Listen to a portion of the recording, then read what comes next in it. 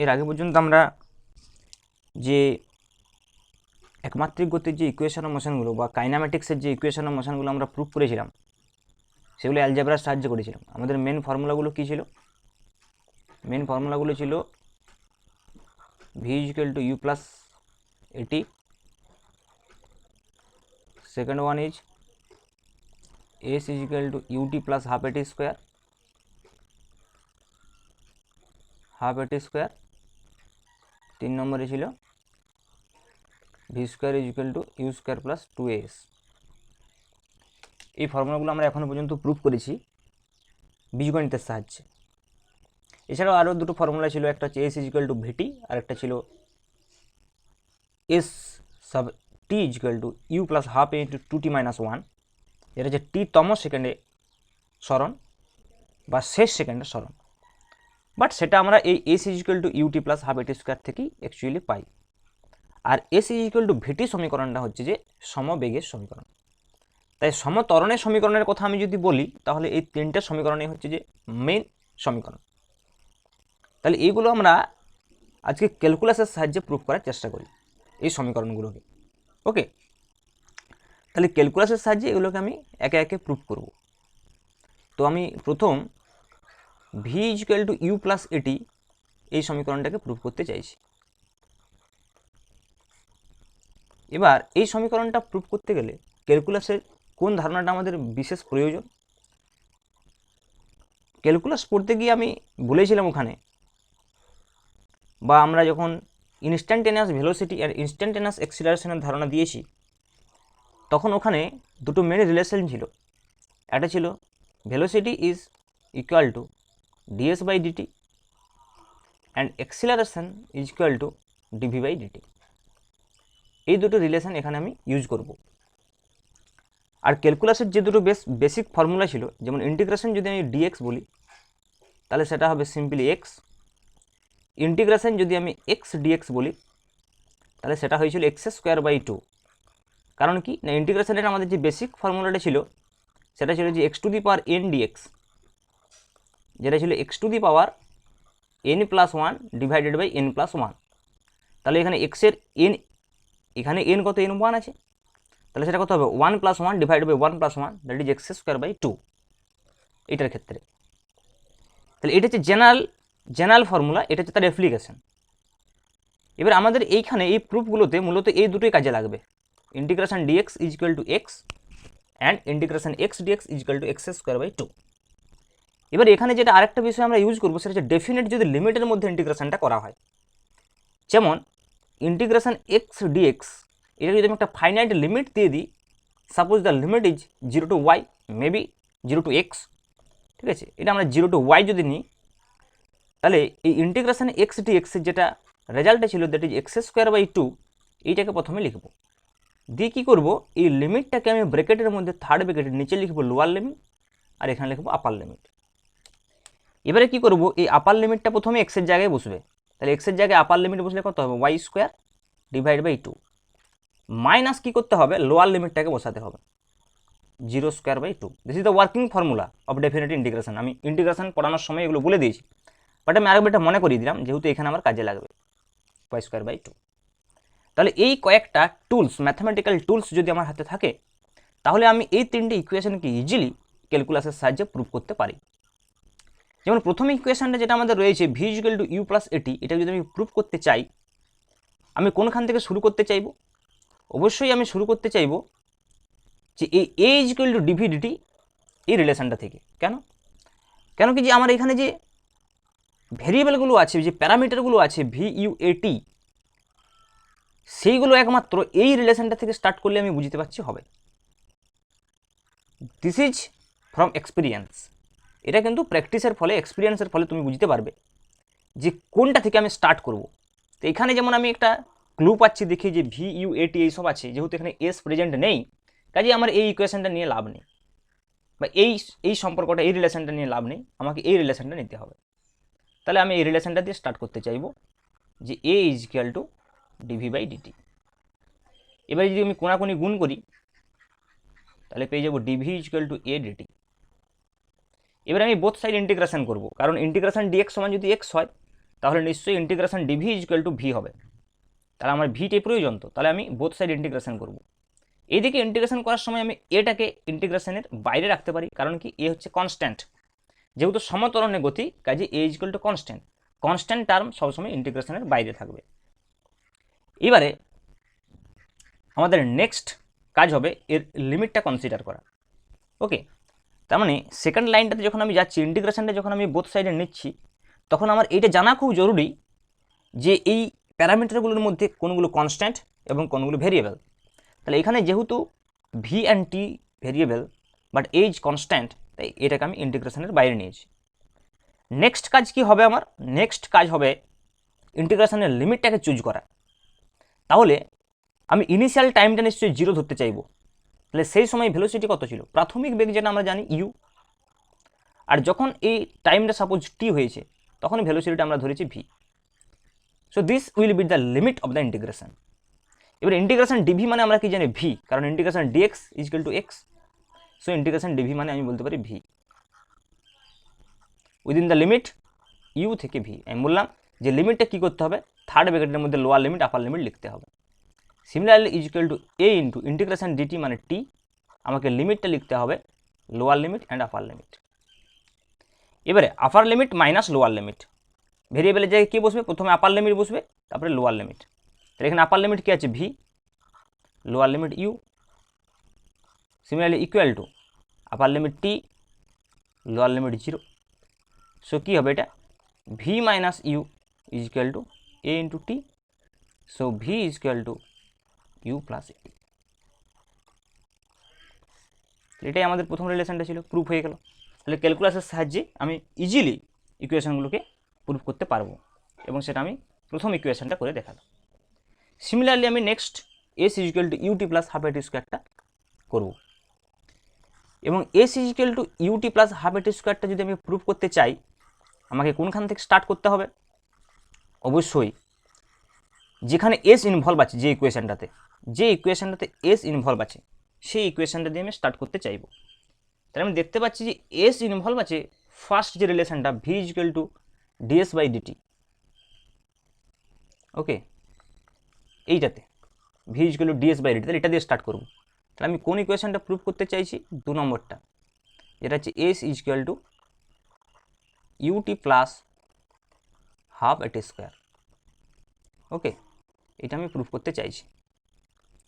তাহলে আমি এইটা দিয়ে স্টার্ট করবো, V is equal to DS DT দিয়ে, কারণ আমার এখানে এস ইনভলভ আছে। এবারে কি করব?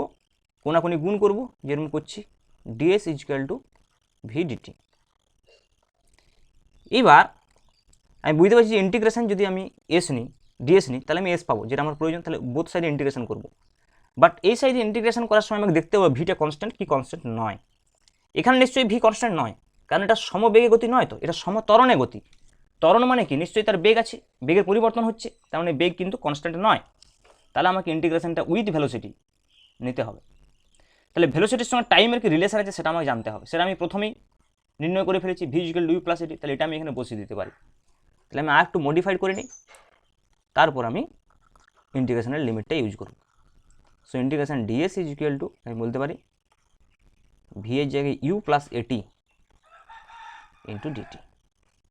এবার এটাকে যদি আমি জাস্ট এই ডিটিটাকে গুণ করে দিই, তাহলে ইউ ডিটি প্লাস এ ইন্টু টি ডিটি, আর এদিকে ডিএস। তাহলে এবার এই ইন্টিগ্রেশনটা দিতে হবে, দুটো পার্টে ভেঙে দিলাম ইন্টিগ্রেশনটাকে। ইউটাকে আমি ইন্টিগ্রেশনের বাইরে রাখতে পারি, ইনিশিয়াল ভেলোসিটি একটা পার্টিকুলার ভ্যালু থাকবে, তাহলে এটাকে আমি ইন্টিগ্রেশনের বাইরে রাখতে পারি। সিমিলারলি অ্যাক্সিলারেশনটাকে আমি ইন্টিগ্রেশনের বাইরে রাখতে পারি, কারণ এটা সমতরণে গতি, অ্যাক্সিলারেশন কনস্ট্যান্ট। এইবার আমি লিমিটগুলো ইউজ করব। তাহলে টাইমের লিমিটটা আমি প্রথমে নিশ্চয়ই জিরো রাখবো। আমাকে লিমিটটা বসাতে হবে সবসময় এখানে যে ভ্যারিয়েবলটা থাকবে, যেমন ডিটি আছে তাই আমি টি এর লিমিটটা কনসিডার করছি, এখানে ডিএস আছে মানে আমি এস এর লিমিটটা কনসিডার করব। তাহলে যে ভেরিয়েবলটার সাপেক্ষে আমি ইন্টিগ্রেশনটা করছি সেই ভেরিয়েবলের লিমিটটা আমাকে খেয়াল করতে হবে।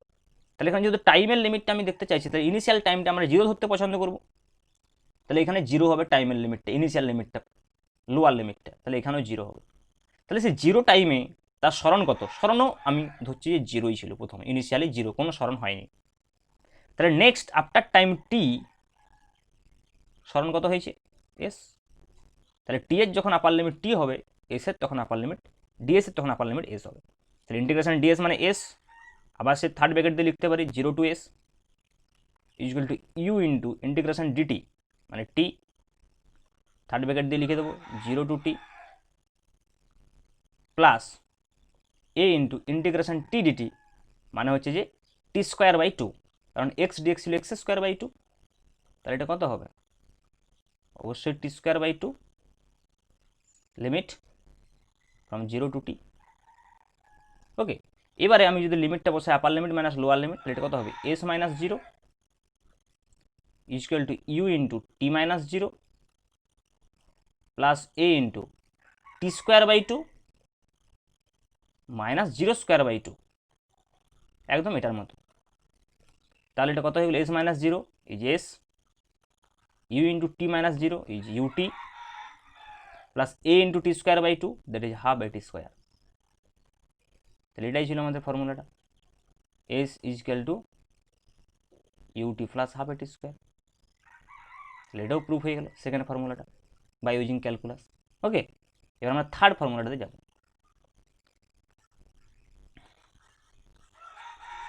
তাহলে দেখি থার্ড ফর্মুলাটা কি আছে।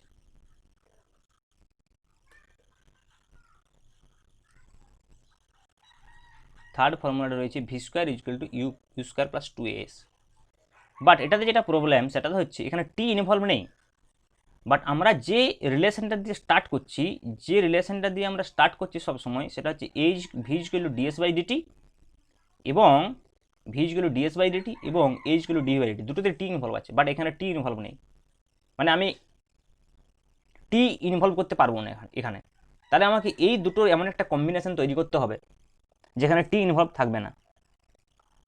আমি প্রমাণ করতে চাইছি V square is equal to you square plus 2as। Okay, তাহলে আমি প্রথমে এক্সিলারেশনটাকে আমি এমনভাবে লিখবো যেখানে টি ইনভলভ থাকবে না। তাহলে এমনিতে এক্সিলারেশন হচ্ছে যে ডিভি বাই ডিটি, বাট এখানে আমি ভি নিয়ে আসতে পারি, মানে ডিএস বাই ডিটি নিয়ে আসতে পারি। তাহলে এইটা ইকুয়াল টু আমি একটু যদি এইভাবে লিখি যে d v by DS into d s by d t, there will be no problem, কারণ d v by DS into d s by d t আমি লিখতে পারি। তাহলে ডিএস ডিএস কেটে যাচ্ছে, ডিভি বাই ডিটি থাকছে, মানে এই রিলেশনটা অ্যান্ড এই রিলেশনটা সেম। বাট এখান থেকে আমি ডিটিটাকে এলিমিনেট করতে পারবো by substituting this DS by DT as V. আমি যদি ডিএস বাই ডিটিটাকে ভি লিখি, কারণ DS by DT is equal to V, তাহলে এটা যদি আমি ভি লিখে দিই তাহলে এটা হয়ে যাচ্ছে DV by DS into V, that means V DV DS. তার মানে আমি অ্যাক্সিলারেশনকে এইভাবে রিপ্রেজেন্ট করতে পারি only in terms of V and S. V এবং এস দিয়ে আমি রিপ্রেজেন্ট করতে পারছি একে, যেখানে আমি টিটাকে এলিমিনেট করতে পারলাম, ডিটিটাকে আমি এলিমিনেট করতে পারলাম। তাহলে আমি এই ইকুয়েশনটা থেকে স্টার্ট করব এটা প্রমাণ করার জন্য, এই রিলেশনটা থেকে স্টার্ট করব, a is equal to v DV d s. This is another representation of the instantaneous acceleration. Okay, that is in terms of V and s only, যেখানে কোনো টি এর ইনভলভমেন্ট থাকছে না। তাহলে আমি এইটা দিয়ে স্টার্ট করতে চাইবো এই ইকুয়েশনটা প্রুভ করার জন্য। প্রথমে এই পার্টটা করে নিতে পারো তোমরা প্রমাণ করার সময়। তাহলে আমার প্রথমে হচ্ছে a is equal to d v by d s, আমি এইটা দিয়ে স্টার্ট করতে চাইছি। A is equal to v DV d s. এবার যদি আমি কোনাকুনি গুণ করি তাহলে হয়ে যাচ্ছে v d v is equal to a d s. এবার আমাকে বোথ সাইড ইন্টিগ্রেশন করতে হবে। তাহলে এখানে ভি যেহেতু ভেরিয়েবল, তাহলে ইন্টিগ্রেশনের মধ্যেই থাকবে ভি ডিভি। লিমিট কত? যখন সরণ যদি আমি বলি 0, তখন ইনিশিয়াল ভেলোসিটি ছিল ইউ, সরণ যখন হয়েছে এস তখন ইনিশিয়াল ফাইনাল ভেলোসিটি হয়েছে ভি। এবারে ভি ডিভি কত হবে? এই ইন্টিগ্রেশনটা এক্স ডিএক্স ইন্টিগ্রেশনটা ইউজ করবো, that is V square by 2।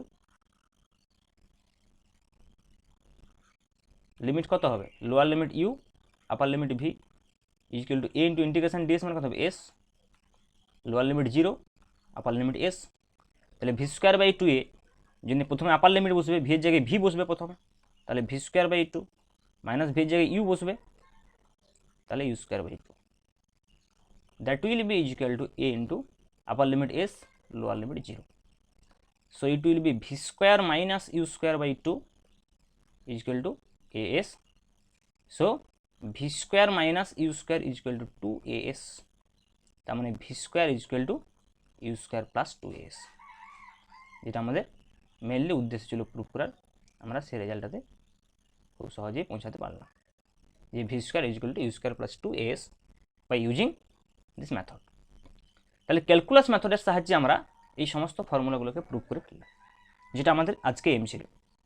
এবার আমরা কি করব, গ্রাফ সম্পর্কে একটা আইডিয়া নেব, গ্রাফস, ওকে, দিয়ে গ্রাফিক্যালি আমরা এই ইকুয়েশনগুলোকে প্রুফ করার চেষ্টা করব এবং গ্রাফিক্যালি আমরা এই ইকুয়েশনগুলোকে অ্যানালাইজ করার চেষ্টা করব, বা ইকুয়েশন অফ মোশনটাকে বা একটা মোশনের পার্টিকুলার মোশনটাকে আমরা স্টাডি করার চেষ্টা করব বাই ইউজিং গ্রাফস। এবং সেই গ্রাফ থেকে আমরা এই ইকুয়েশনগুলো যেগুলো অ্যালজেব্রার সাহায্যে এবং ক্যালকুলাসের সাহায্যে প্রুফ করলাম, সেগুলো আবার গ্রাফের সাহায্যেও প্রুফ করতে পারব। তাহলে পরের দিন আমরা নেক্সট ক্লাসে আমরা গ্রাফ সম্পর্কে প্রথমে আলোচনা করব, তারপর আমরা graphical analysis or application of this graphical analysis in kinematics, কাইনামেটিক্সে এই গ্রাফগুলোর যে কীভাবে আমরা অ্যানালাইজ করব কাইনামেটিক্সে in terms of velocity, acceleration, time, displacement, সেটা আমরা দেখব। ওকে।